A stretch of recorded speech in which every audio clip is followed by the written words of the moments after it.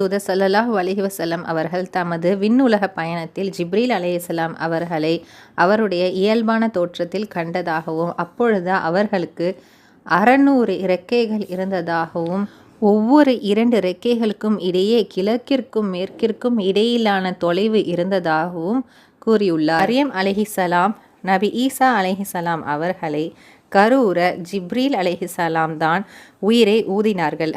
அந்த உயிர் மரியமின் உடலுக்குள் புகுந்து அவர் கருவுற்றார். இதனால் ஜிப்ரீலை தனது ரூஹ் என அல்லாஹ் கூறுகிறான். அல்லாஹ்வின் அர்ஷை 8 வானவர்கள் தங்களுக்கு மேலாக சுமந்து கொண்டு நிற்பார்கள் என திருமறை குர்ஆனில் அல்லாஹ் கூறுகின்றான். 69வது அத்தியாயம் 16, 17வது வசனங்களில் கற்பனை செய்ய இயலாத விசாலமான பிரம்மாண்டம் கொண்ட அர்ஷை வெறும் 8 வானவர்கள் சுமந்து நிற்பார்கள் என்று கூறியுள்ளான். அல்லாஹ் தன் திருமறையில் 26வது அத்தியாயம்